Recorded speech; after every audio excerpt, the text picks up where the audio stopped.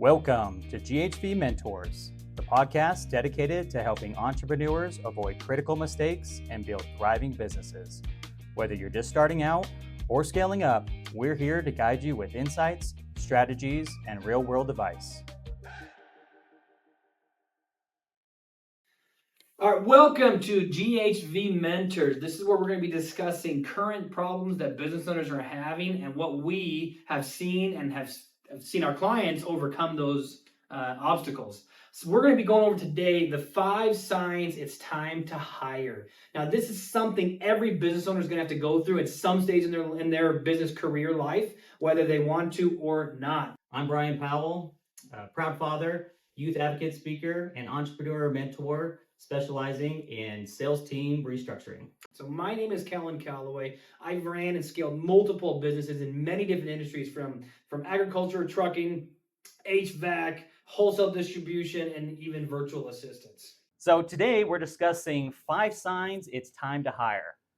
Sign number 1 it's time to hire is customer service is slipping. Kellen, I know with the various businesses that you started, you've had to run into this quite a few times. 100%. And I think every business is going to get this, right? At least any business that does good work, right? Because you get the guy in the van and, well, even if honestly, the cheap guy gets the same experience. The expensive guy will get this experience because if you're cheap and you're inexpensive and you're the guy in the van, you're going to get a lot of work. Everybody wants to work with you. And so it's the notorious pick one, right? You get price. Was it price, speed, quality, or quality? Pick 2, right? And so no matter what, if the guy's super cheap and super fast, he's gonna get a lot of work, but then his quality is gonna be terrible. And then it's gonna be great quality and fast, right? And then his price is gonna be amazing, right? So like for him, right? Yeah. So what I saw is the guy in the van has been able to have that issue. And I was the guy in the van at one time. We were the one-man van. I was doing the calls, answering the phones, doing the work. And that's when I really started to see the customer service starting to slip because I became too successful. And every business are going to feel this way. And we saw that really, and I saw it as a sign that I need to do more, right? And that's kind of when I had estimators. I hired estimators to do work for me so I could bid more and do more work, but that's when the slipping started happening. More people were upset with me. I'm like, this is not, I remember my father, Brett, he was like, this is not how I did business. Everybody loved me and I was amazing. What's wrong with you, Kellen? I'm like, I don't know, right? Like, give me a second, man. And I didn't know what to do. I didn't know what was going wrong. Yeah. And that's when I actually heard about this. My brother started his mission in the Philippines. And he was talking about these virtual employees, people who work remotely. Because I was complaining about I needed more people. I needed to be able to do more service. But I couldn't afford to hire more people. Yeah. Biggest problem I had, right? My ambition now was larger than my wallet, right? I couldn't hire more people because I couldn't afford it. And I was stuck in this conundrum. And that's when I decided to bring on people in the different countries. Which is scary, don't get me wrong, very, very scary, but I was forced into this.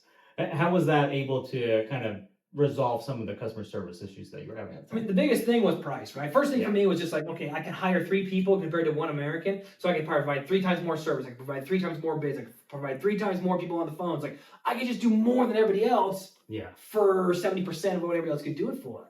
And it really we grew 300% in sales. So even my goal was customer service, we still grew the company 300% in 18 months because I could hire people who are great people, great personalities. They had didn't have an accent, which my biggest fear at first was I can't have people say, hello, hi, would you like to extend your car warranty? I'm like, I don't want that, right? Like, exactly. My first time I heard that, my father actually had the idea, let's hire Indians to do engineers, and we'll create an engineering firm. I'm like, that is the dumbest idea, Brett, I've ever heard of. And so, but anyways, once I realized, maybe not that, but hire somebody who has good English, who could answer the phone, who could bid jobs, who could do all these little things. So my customer service went up, and my price went up at the same time, and I was able to then scale and grow the company without hurting customer service because I hired the right people. And so that was a sign for me. When customer service goes down, you got to think, who do I need to bring in? It's not a what problem; it's a who problem. That makes sense. Who do I need to bring in to fix this issue? Well, and kind of getting back to the 3 things that customers can choose from. It's either price, quality, and speed. Yeah. More times than not, companies can only offer you 2, right? And if a company's big and they're offering you all 3, they're lying. Right? Yeah, exactly. Now, early on in a company's aspect, you can offer all 3, right? Sure. You can be competitive because you don't have a lot of overhead. You can provide quality because that's where you want to keep a business, right? Yep. And because you don't have a lot of jobs, you can do it quickly. Over time, as a company gets, as they grow, they start to realize, that's where they start slipping on some of those things, right? Yeah.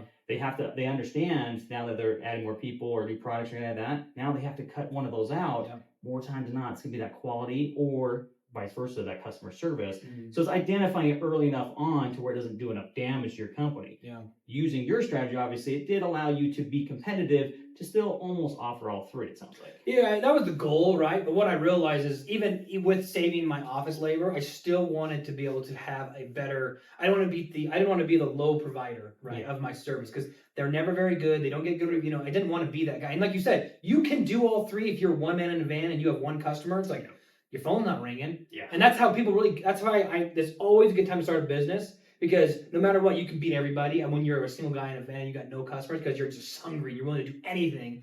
And then you get referrals and referrals and referrals, which is great. But eventually, it's either the price is going to kill you, the speed's going to kill you, or the quality's going to kill you. One of those three things are going to drop. And that's when you scale between like a man with 3 customers to a man with 20 customers, you're going to break. And one of those 3 break eventually. Yeah. And so my goal with bringing on people in different countries was to be able to offer more. But I still realized to truly scale, I did not want to be the cheapest, so I increased my price. So I had speed, I had quality, but I had a well-priced product, right, for my customers. At what point throughout your process were you able to identify you had a serious problem, though?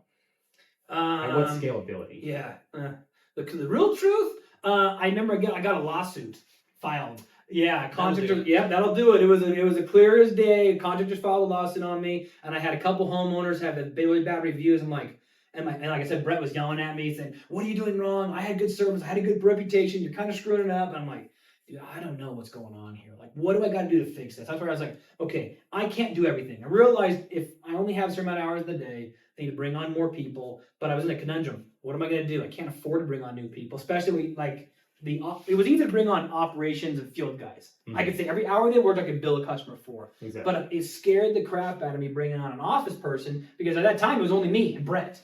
And you weren't sure if it was going to bring in revenue and you would be able to support that. Right. I was barely covering my check, let alone I got to bring on somebody else and office people. I'm like, I've never had one. What is it going to be like? And so, but I knew that the rule is, and this is what I learned early on, no employees cost money. Yeah. It's a hard concept for people to understand, right? Yep. Employees don't cost money. Only bad ones do. Yeah. Right? If a bad employee will do worse work, they were going to cost you more, going to have bad quality, they're going to go back and redo their work. And that's for field. Office people, they're not going to do their work. I had one office person, they would take 6 smoke breaks a day.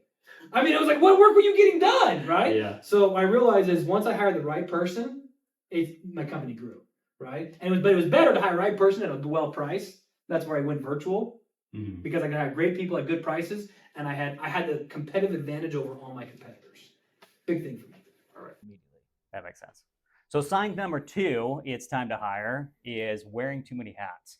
Kind of going into some of the things that we talked about, mm-hmm. But what were some of the biggest hats that you were wearing that you held on too tight?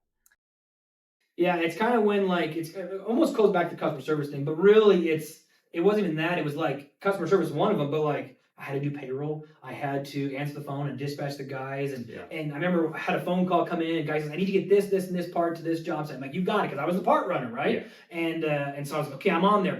And then I had another call, and another call, and another call. And I had a dispatch call. I had a customer call. I had an issue with an email. I had a payroll issue. And by the time I got to the point where I was going to go do his work, I forgot completely what he ordered. I had to call him back. And so I was like, I'm dropping everything. I'm not doing a good job, right? Yeah. And so I'm like, okay, I'm wearing too many hats. Somebody needs to answer the phones for the payroll, or not the payroll, but like handle all the accounting. Somebody needs to be able to dispatch my guys, and somebody needs to order materials, right? And that could be 2 people doing one of those roles. That's fine, but couldn't be me, right? Because I had to do the high level stuff.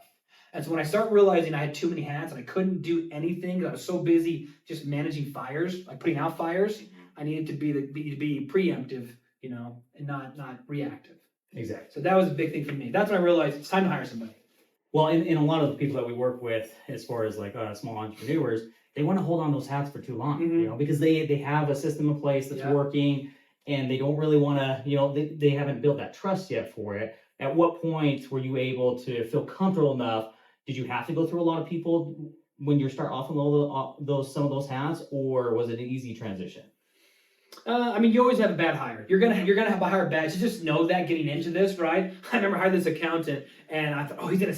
I always remember nobody's gonna save your business. That's one thing you gotta learn. And I thought I need accounting help. I had tax issues. I was all over the place on my AR and my APs. And I'm like, I hired an accountant. He was American. I paid him a bunch of money, at least at that time it was. And I'm like, I need you to help me out, right? Come save my books and my business. And he came in and he worked really, really, really hard. He did a whole bunch of stuff for about 3 months. And then the 90-day phenomenon kicked on where you do so good for 90 days and then you get burnt out. Well, he got burnt out pretty fast. Yeah. And then he quit with no notice. And I had to get logins and everything. So I hired bad people. I learned, okay, people coming in, I need a process. I need to tell them exactly what to do because they're not going to save my business. So knowing you got to bring on people, yes, I've burned through a lot of people, but I learned it's extreme ownership. Okay, I did something wrong here. Yeah. What I got to do better? Well, and it's identifying when you do have it wrong, make the adjustment quick. Yes. Don't wait too long. You know, that was a big thing too. They say hire slow, fire fast. And I didn't fire fast because I was waiting and anticipating him to save the day. I should have asked him quick questions. Where are we at? What's the numbers? What's happening? If you didn't answer it, I should have got rid of it quick and moved and accepted responsibility. If I made a mistake, find somebody better. Or, excuse me, I need to be better. So when the good person shows up, you know, there's a saying that says good people don't fix broken systems break good people. That makes sense. Yeah. So I realized my system was the problem. I need to get good people in there. Well, and a lot of business owners, they don't realize that once you're able to offload those hats, you're able to identify what additional hats you do need for the business. 100%. So we talked about this before. It's like if you're swimming in a pool and you're drowning, all you're thinking about is the next breath of fresh air. You're not thinking about what we have for dinner tonight, right? So until you get to the point where you can forget about, you take off all these hats, and then you can start to step back, think big picture, and think where are we going to grow the company? Where are we going next year? I'm not thinking about next tomorrow or where I need to go the next hour. I got to meet this person. I'm thinking I need 365 days in the future, 10 years in the future. And that's true entrepreneurial CEO status that we all want to be, right? Exactly. Yeah. So sign number 3, it's time to hire, decline in new work or a new business.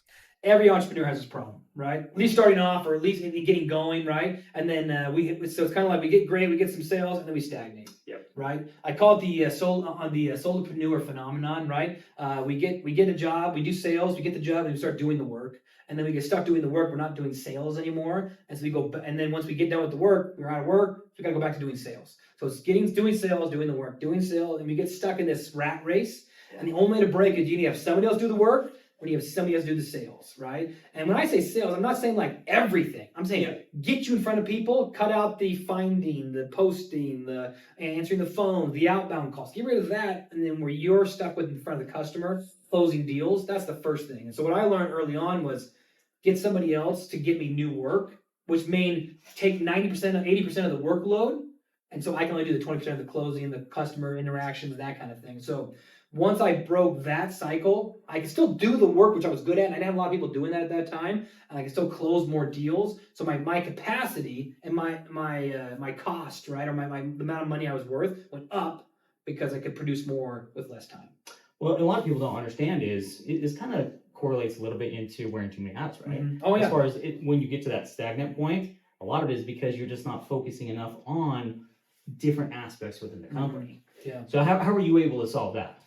I mean, one thing I think you just gotta say is you gotta identify that you're the bottleneck. Yes. Biggest problem for most business owners is I'm accountability. I'm the bottleneck. I'm the issue. Okay, what do I need to take off the plates? Right. Even though I like to do everything, I need to move stuff away so I can then finally take that step back. Right. And so taking that accountability, and I would say first thing to do, ask your team. Yeah. First thing I do is get some feedback. Get some feedback because you're so close to the problem, you can't see the problem. You ever had the person you look at the person's relationship with another female or male, and like, oh, I can fix your relationship that fast. Just do these 2 things. But my relationship's already struggling, and I can't fix my own, right? So it's big. So I'm so close to the problem. So I would say ask some feedback. People who don't have an advantage for you to the other way, right? So outside perspective that have no way in. So like an aunt, an uncle, a fellow business owner, where you say, hey, look at me, just ask me some questions, and let's see what I need to do to take off that process. So business coaches are great for that. But I would say just ask your employees first. What do you hate to do? What do you hate working with? When you have to call me, what's the one thing you don't want me to call me about, right? And just find out what that is first. And then I would say get rid of that first. Just get somebody else. Well, and I think also with a lot of business owners is they're not willing to identify what they're really good at their own business. Sure, Because 100%. some of them, they're amazing at sales, but they hate sales, so they want to do the hands-on with the Yeah. customers. Identifying what you're great at and then allowing somebody else to take on those tasks that you're probably not the best at. Yeah, absolutely. So we got a client, guy has 30 Papa John's in Florida, right? And like a bunch of motorcycle dealerships. Him and his three brothers are partners, right? And I asked him, like, how do you guys divide up that workload, right? Like of three brothers, that'd be hard. And he says, we're all good at everything, right? But eventually we had to say, what is your role?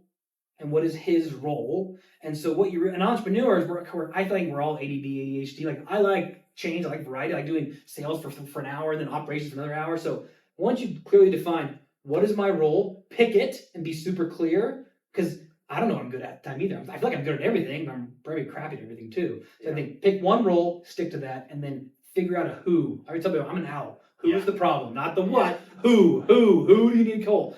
Who do you need to get a hold of? Who should be doing this job? Yeah. So once you realize that, scalability is easy. I mean, I just recently had a very honest conversation with a business owner that I work with, and amazing as far as developing products. Sure. The marketing side is putting together brochures, the videos and everything like that. Amazing at that, but just the sales aspect, he finally was able to admit, like, sales is not my thing. Wow. And a lot of it was, what his biggest issue was, he was just so controlling on the fact of what verticals he wanted to attack versus the ones that should be focused on, the low-hanging fruit within a business. Yeah. So being able to finally, recognize that there was an issue there and allow somebody else to take on those tasks. That's a huge step for entrepreneurs. Exactly. Huge step. Yeah. So once you can finally identify what your problem is in sales, every entrepreneur thinks they're the best closer. Yeah. Right? And the best everything. Well, because they know their product inside and out. So it's hard not to, right? Do you have those skills to actually close it? Yeah. Information is one, building the motions or going through the sales process is another. It's even the scales and the I don't know about accountability or just the dedication to, like, my thing was cold calling at first. Mm-hmm. If I didn't cold call, I wasn't getting sales. But when I hated cold calling, but I needed somebody else to do that, right? I could do it, and once I got the relationship, it was great. But if I had somebody else pounding the doors more for me, and I only did what I was good at, which was the actual face-to-face, shake your hand, relationship, and had somebody else do that, big scale for me. So that entrepreneur, congratulations to him to be able to identify that problem and then do what he's good at, and that's the best way to scale a company. Well, and I know we talked about this previously, but bringing in that new blood, right? Mm-hmm. Bringing somebody else to think outside the box, try new avenues, whether it's networking events, whether it's, building preferred vendor relationships, anything like that. That's another vital aspect a lot of companies need to, consider as far as when you are hiring, bringing somebody that thinks completely different than yourself. Absolutely. I mean, I was, especially in small companies, when we bring on a new member in the team, I'm always super sensitive, like, what's it going to be like? I'm careful to bring on the right person with the right mindset, because it goes both ways. Exactly. They could be a cancer to your company, or they could be the thing that you need to launch, right? And that could be we call it the two interviews, the cultural interview and the technical interview. And the technical is great, but I can teach technical. Yes. I can teach you what to say and how to say it and everything else. But the problem I don't want you to do is come in here and be negative. I can't teach you how to have integrity. I can't teach you how these things. So bringing that new blood, who's the right cultural fit, is the complete game changer. They're going to tell you, outside perspective looking in, why are you guys doing it this way? Why is this? They don't know. And they're being innocent. And then you start to realize, oh my gosh, this is amazing. So I love new blood. I love to hire new people. It's one of the best things. I love hiring people. I love interviewing people too, just to see what we can do to grow the business. Because like I said, I can hire 10 people today and they all will generate me money as long as I hire the right person. Exactly. And it doesn't cost me any money. So bring on the new blood. And I have entrepreneurs too. I'll say this. I have a guy who does foundation repairs in St. George. He called me, he said, hey, Calvin, I know you've had a lot of business, you hire people, but everybody who's telling me that I know is saying, don't hire employees. Because all they do is cost money. You're going to be babysitting them all day long. And you don't want to be a babysitter, do you? And that's all he said. I was like, but Kellen wouldn't say that. Kellen's had lots of employees. I'm like, if you want to have a good life, right? Okay life, should I say, and be able to have a house and your little van and do some work on the side, great. Don't hire employees, right? But eventually your body's going to wear down. You're going to be overwhelmed. You're going to have too many hats on. You're not going to have the basic reputation. You got to hire employees. It's a necessary quote unquote evil, right? Yep. But that's the wrong mindset. It's the necessary way for you to grow and help people. I've provided hundreds of jobs and hundreds of Christmases and hundreds of families to help them out, and then they've never been able to help before. Yep. So for me, I look at it as a positive thing. Get the people, get the outside perspective, and that's how you're going to scale your company and help people. which is what we want to do anyways, right? Exactly. So why not? Completely agree. So sign number 4, it's time to hire, starting to cut corners. What's your experience with that? So I had a phrase, and I hate this phrase, but I I used to say this when I start feeling the symptoms of cutting corners. Yeah. I'm like, that's good enough, right? I'm like, I was working on a job site. I'm like, it's good enough. Let's get out of here because I had to go to the next thing. Exactly. So it's always when I start seeing myself saying that enough, that's good enough. Oh, it's good enough. I should be like, no. This is the way we do it. We do it this. We don't cut corners. That's when I start hearing myself saying that's good enough. I'm like, I got a problem. Yep. There's an issue. I need to fix that issue. And it's a who problem, right? Not a what problem.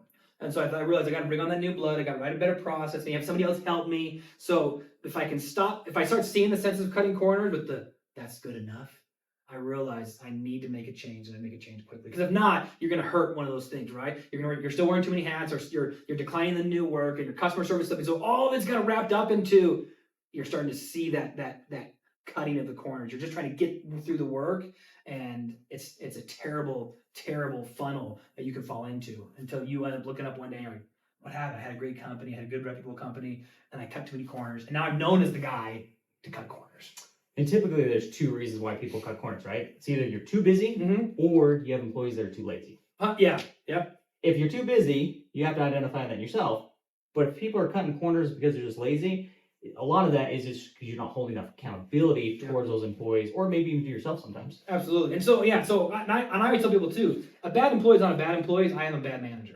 Yep. First, look inward first, right? Take complete responsibility. Okay, how did I let this happen? And then if I put the procedures in place that are correct and he still doesn't do it, then I'm going to fire him. Exactly. But the first thing I'm going to do is I'm going to look internally first. Okay, what kind of process or system did I put in place to allow him to be this way? Because when he first started, everybody's excited to start a job. Everybody's willing to jump through the moon and everything. And then something in my culture and my processes made him be able to be that lax, lazy person, which he's not lazy. It's not his fault. It's my fault. Exactly. Before I fire him, I got to look inward. Take the responsibility. Look at your accountability. That makes sense. And really, it's when you're able to take accountability with that and have those processes in place, you're able to catch it early on, right? Yep. Absolutely. And so so have the process in place. But once again, it's a who problem. It's not a what problem, right? Who's the issue? First, identify yourself. If it's not me, then do I need somebody else managing that? Do I need what is the issue, right? So I look who first, and then I think, okay, now what's the process or solution to make that problem stop and go away? And a lot of times when it comes to hiring somebody for that, if you don't have time to put in those procedures, you might need to bring somebody on, whether as a manager aspect to hold a daily accountability, or to take on some of those tasks, so that way you're not cutting those corners. Because a lot of times that could be that too, right? You don't have enough staff in order to take on all those responsibilities. Yeah, so we would do, and one thing I would do, so when I brought on a virtual assistant to help me with that, because I realized I fixed the who. I was the problem, but I still needed to document the processes. But I was so busy, I couldn't document the problem. I was stuck in the cycle again. I need somebody to come in and just help me out. That's why I brought on a virtual assistant. Okay, I was driving to the next call, right? And I'm like, okay, answer the phone. We're going to do a conference call. Write this down. This is the process for everything that so every time I had a problem, I'm like, okay, new rule. I called up, her name was Genevieve at that time. Genevieve, new rule, write this down. Write this process down. Every time we get to a customer's house, we're going to do this, this, and this. And then every time we answer the phone, we're going to say this, and this. So I didn't actually document and sit down and type up the procedures. I had somebody else do it for me. And that was scalability for me because I could still do what I was doing to keep the business surviving, but I had somebody else fix those problems, but still I need somebody to do that to fix those problems along the way. So start that process. Small as it may be, start the process. So sign number 5, it's time to hire, is stuck in old ways in a new generation. This kind of goes into a lot of these different categories, right? And more times than not, this is going to be an issue of where you're having a company that's passed down from generation to generation, or you're just an older, like for instance, sales rep, and you knew processes that worked great 20 years ago. It's just not the same today. The biggest problem with most companies, all of them, is obscurity. They don't know who they are, right? You have built a word of mouth business because you've been here for 66 years, right? And that's how people know. You've seen the company here in Utah, right?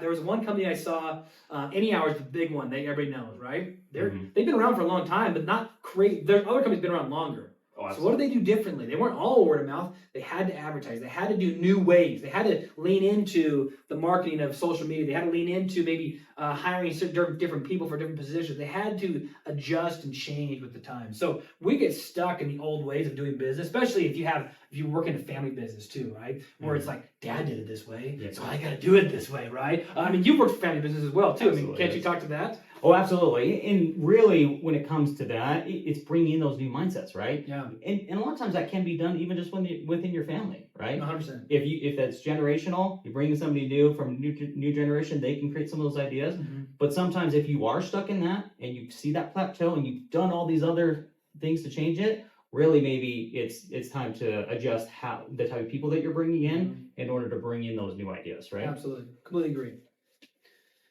So listen, we're glad you guys are all here. We hope you appreciated this time. If you want to learn more and you've liked what you've heard, we would love to have you join our next podcast, which we're going to be going over what's the difference between foreign virtual assistants or foreign employees versus internal candidates that you can find here locally that you can see and breathe. So we'd love to see you there. Welcome to GHV Mentors. If you found value from this, guys, please leave us a like, also a follow. For any new content that's coming out. My name is Brian. My name is Kellen. With GHV Mentors. Until next time. Until next time, guys. We'll definitely